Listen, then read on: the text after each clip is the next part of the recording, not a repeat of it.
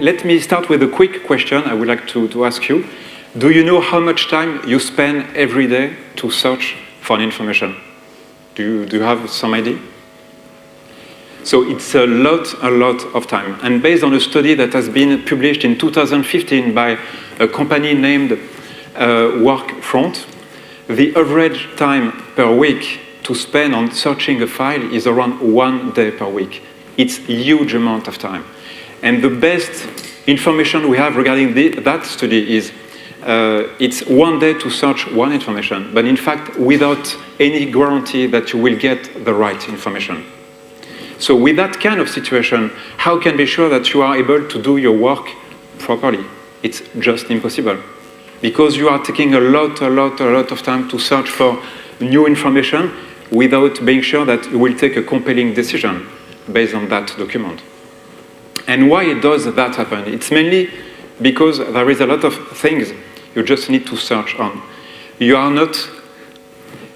just do not know where to search your information. It's maybe based on emails.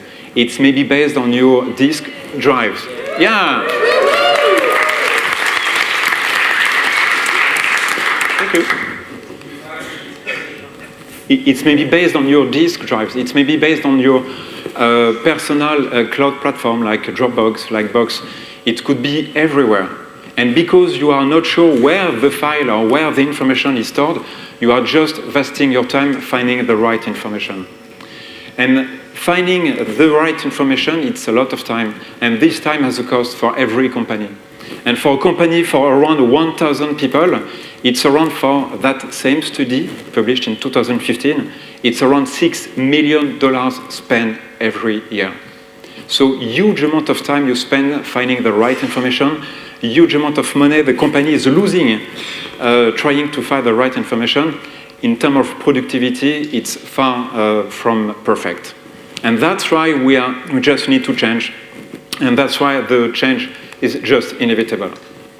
And why this change is very important is because there is a lot of things happening everywhere around us. On our private life, on our personal life, on our business life, it's changing everywhere. And a lot of things in the business part are happening. First one is, for example, the lack of using properly historical tools or very traditional tools. And one very popular example is the email. And I'm sure we are a lot here in the room spending a lot of time regarding email, writing email, reading email, checking emails. Every morning when we check in at the desk, we are just reading a lot of emails and taking a lot of tasks based on that number of emails for day-to-day business. But it's a vast of time, it's amazing. And another question, do you know the time we spend all together on emails on a day-to-day basis? It's incredible. It's 50% of our time on reading and writing email. It's just incredible.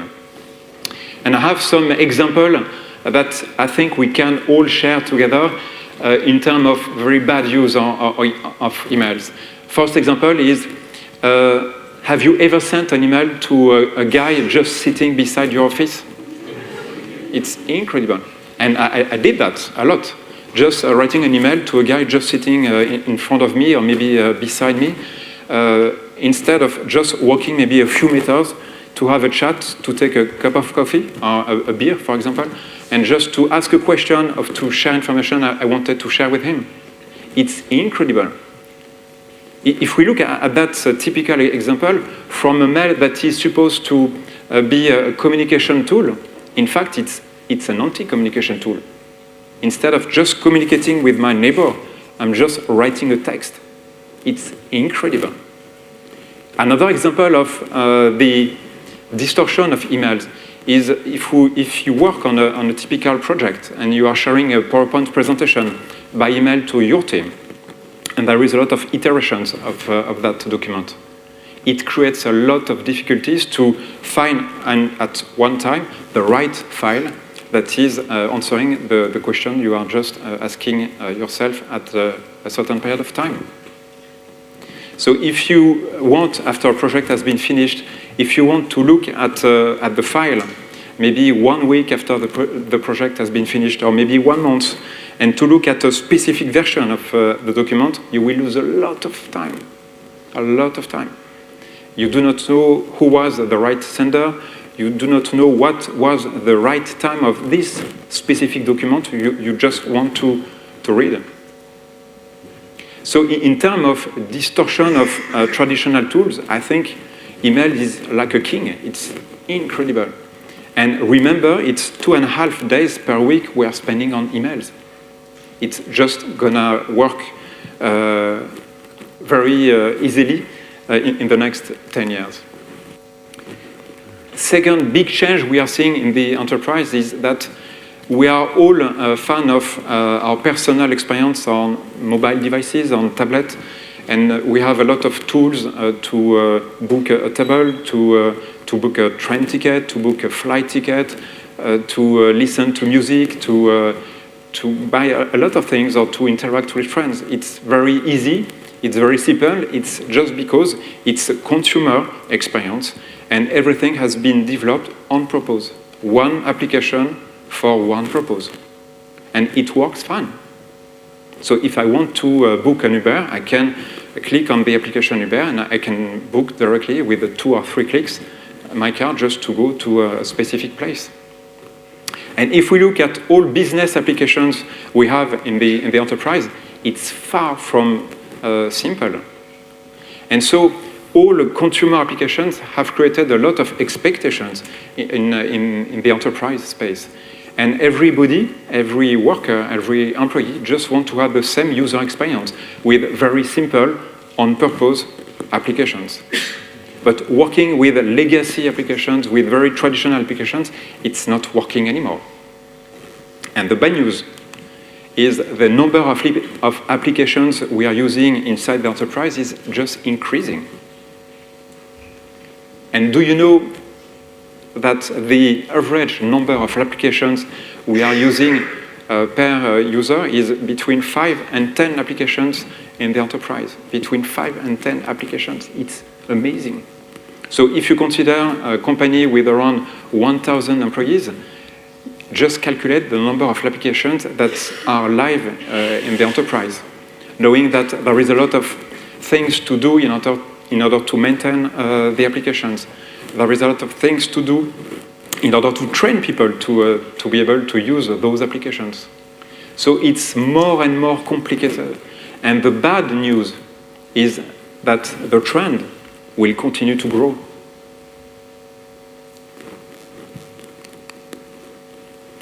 Last change we see today is the now generation. Do you know what is the now generation?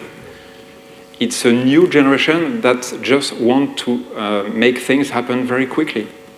They are just not ready to wait for decision to be taken.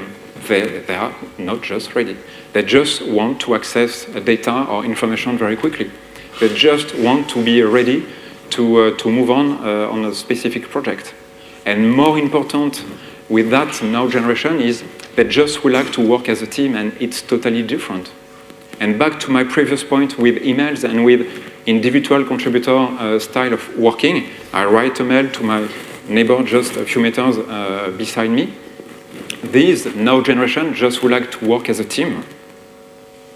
And it creates a lot of new expectations in the business.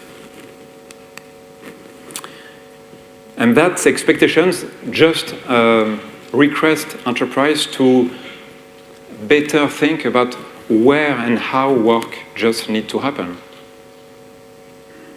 We are not able to work with a traditional manner anymore because it's not working. It's just simply not working. I remember I met one guy who left a company which is Taxify. Do you know Taxify? It's a well-known startup working to interconnect you with a lot of taxi drivers. So it's a European company with a lot of subsidiaries across countries in Europe. And I met with one guy who left Taxify to join a big car vendor, French. So it's very easy for you to understand who who is that company. And in fact, he was living a new way of collaborating, a new way of communicating from that company, which is Taxify, to enter a very old style of working, very legacy, with a lot of different applications, with a lot of different style of business applications to work on. And in fact, for him, just as an employee, it was like a bad experience. So he was very happy with the new challenge he has with the new company he just joined. But in fact, in terms of experience, it was a very bad experience. And we just need to keep that in mind, because when we develop new application, when we all are thinking about a new way of collaborating for the employees we have, we just need also about the fun and the pleasure everybody has in working with that kind of very old software, very old business applications. And in fact, for this guy, he was just willing to leave that car vendor and to be back at Taxify because it was more fun, it was more pleasant to work with the current system he was using at Taxify. And that's exactly where Slack has a vision. And the vision of Slack is very simple. This is just to put all communications coming from different places, coming from different people, coming from different businesses, coming from different culture, from different language, in a single place. And it changed everything. Because knowing that everything happened in a single place, you are just able to know that if you are searching, back to my first point, if you are searching one information, you just know that this information is in a single place, that means in Slack. And communications, it's not just about sharing information, it's of course about chatting all together. In that place, in Slack, you will be able to chat with consumer-like style product. If you want to tag someone, if you want to add some emoji, if you want to interact with peers you do not know well, if you want to know who is doing what, it's just on the social part of Slack, and it's far more social. For example, back to my previous point, if I send a mail to a guy just sitting beside me, I can see on Slack if he's available, maybe he's on call, but I can see if he's available, and I can just send him an email. It's a joke, just a private message, and just proposing him to have a chat around a cup of coffee. Because I know that he's available, I know that he's the right person to work on that specific subject, and I will connect with him. And it's, of course, available from a guy just working beside me, but it's, of course, available if I want to contact a guy working in the finance, working in San Francisco, for example, at Slack. I just know who is doing what in the finance team. It's totally disruptive and different approach in terms of communicating. It just creates boundaries between all people coming from different places, and it changed everything.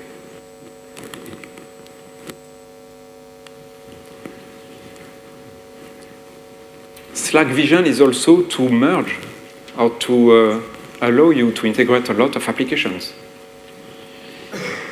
Back to the previous point, explaining that for an average company, there is maybe 1,000 business applications running inside the company.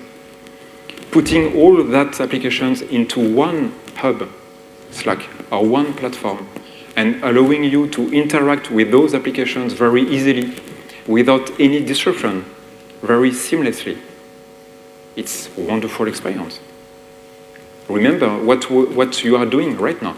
You are switching from one application to one another application to one another application. It's a lot of time.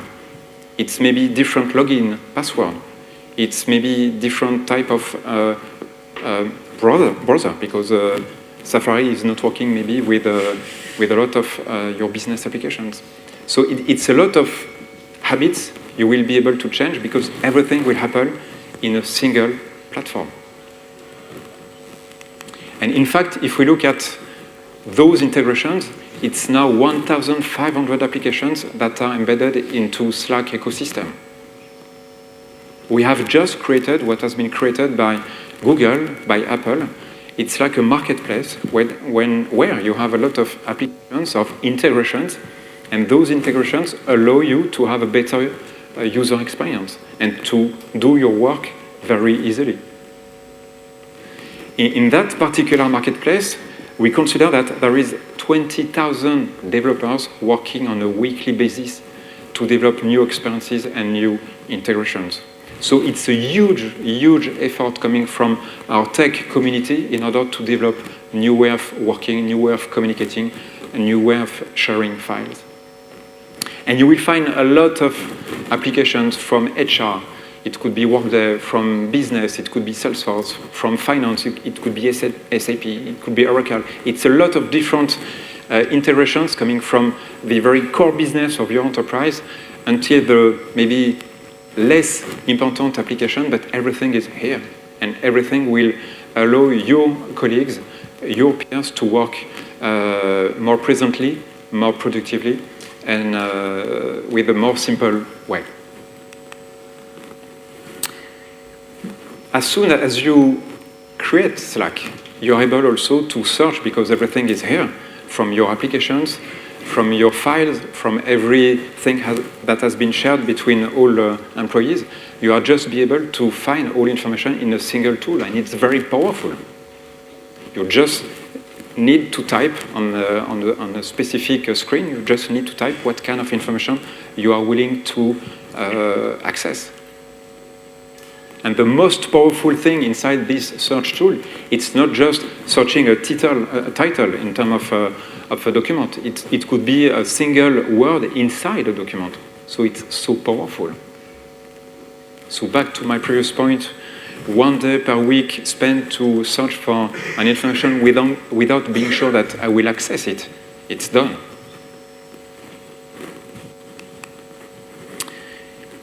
And the last most powerful thing we have inside Slack is we have the ability with our artificial intelligence to make your user experience with Slack the best as possible. You will have recommendations about the type of conversation you should maybe join because we consider that it could be interesting for you. In terms of search, we will maybe give you some responses that are maybe not exactly the same responses for the same search as your colleague, because we know that in terms of search, in terms of interest, based on what you have posted on the platform, you are maybe interested in knowing maybe different things on the same subject. So this kind of artificial intelligence make your experience far more efficient compared to very old and very legacy tools we are all using maybe still today. In fact, if we consider that there is a need for a change, the change is happening everywhere already. And we are all using Uber to have maybe a smoother way of traveling around Paris streets. We are maybe all using, or maybe we used one time, BlaBlaCar to share cost if we want to travel to the French Alps, for example. We all have this new experience of a new application that is providing a new way of moving. We all have a new experience of maybe having a nice dinner at home with a chef cuisine, because thanks to Deliveroo, we have a way to have a cuisine coming from a nice restaurant just at home in maybe 30 minutes. So everything is changing. And Slack, in fact, is helping a lot of companies to change and to be able to change. Let me take some example. We have a company based in Paris. It's a digital consultant firm working for large enterprise companies, maybe CAC 40 enterprises. And they have a lot of consultants working, one for Renault, one for Peugeot, for example, but without a lot of connections between all together. They just created a bot inside Slack that is connecting randomly 2 people every day. And the only obligation they have is to spend 10 minutes all together. Very simple. 3 hours development. Just as simple as that, connected to Slack. And what are the benefits of this use case? It's huge. In fact, if I take this example of a connection between the consultant working with Renault and the consultant working with a PSA. It's a lot of experience. The consultant in charge of Renault could just explain, hey guy, I just worked with that kind of initiative with my customer. It could be interesting for you to maybe have the same discussion with your customer. Okay, it's great. And what were the outcomes? It was those outcomes. Okay, great. So it's a lot of discussion. It created a lot of business, incremental business in that digital consultant company.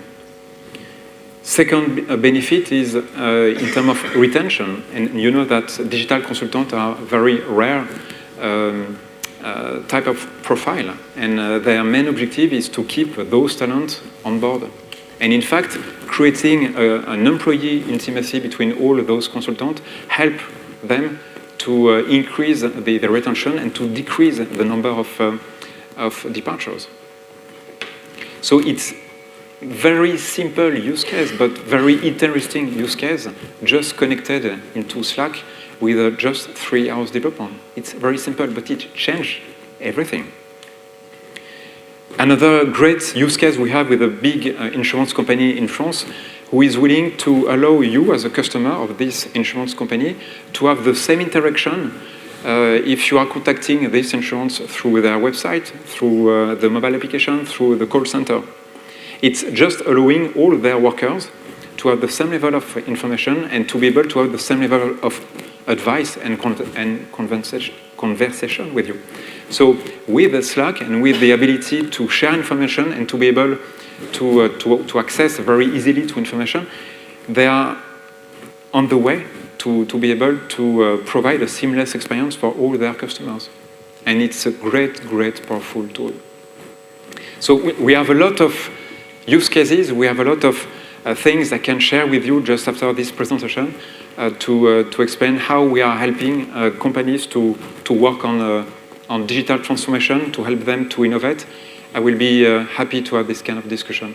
So thank you very much and happy to see you back.